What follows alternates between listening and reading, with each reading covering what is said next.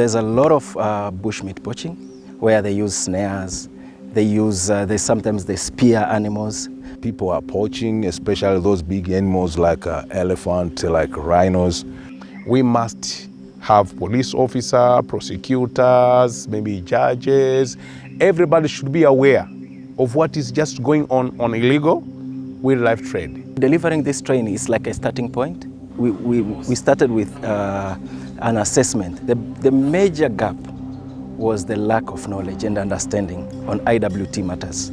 And what we came to realize is most of them, even some of those whom have gone through the wildlife sector or the wildlife training, they don't know about the illegal wildlife trade.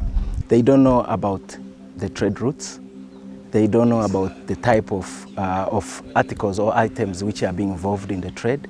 They don't know about the destination of where all these things are going. And sometimes it's amazing how much they don't know. The biggest challenge we have is on the identification of species.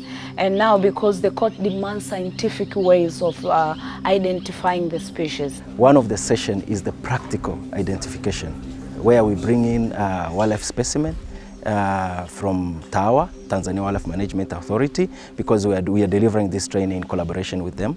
So they bring in wildlife specimen where the participants or the trainees, they get an opportunity to get a hand-on knowledge, holding the specimen, seeing it, identifying it, try to see the features, different features to differentiate one specimen from another.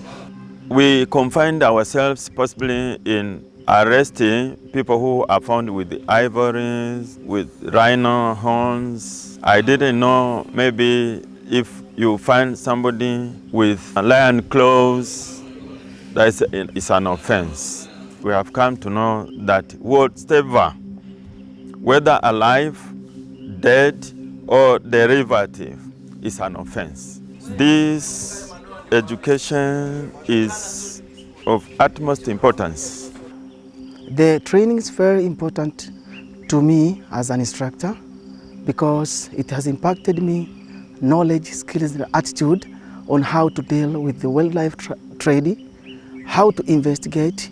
So when I complete this course, I will go back to my school where I'm going to impart this knowledge to the other trainees from recruit course, the new police officers who are joining the police force, particularly on how to balance the conservation and the human rights. It will be a win-win situation. The community will benefit from the wildlife animals by providing opportunity for work. It can be some of the sources of income in that particular area. So we need to impact this knowledge also to community, so they shall be aware of what is happening and they should stop doing this kind of business. So we need more education to those people. We don't want only to introduce the knowledge, but also we want to build interest in them.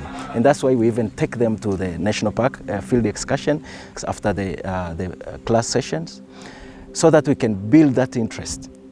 After this training, we managed to create a WhatsApp group where we bring in all police instructors whom we have trained from 5 police colleges in Tanzania. So you could see the reaction. They start sending information, they're starting sending pictures. If they see any incidents pertaining to wildlife, they send it to the team. They have that passion and interest in wildlife, which is something we want to build in them, really. Outside the police, we have also delivered training to the land border points and airport. Within 2 weeks, the incidence of seizures start going up. This, I think, is a really important approach. Institutionalizing this awareness is really where we see it's making big impacts. So it's not just a one-off training, but it's continuous training throughout the institution, as well as mentoring throughout the process. When you're thinking of working with enforcement officials, you need to be thinking of a multi-agency approach, like a whole of government approach, because everyone plays a particular role when it comes to illegal wildlife trade, but also regulating legal trade in wild species.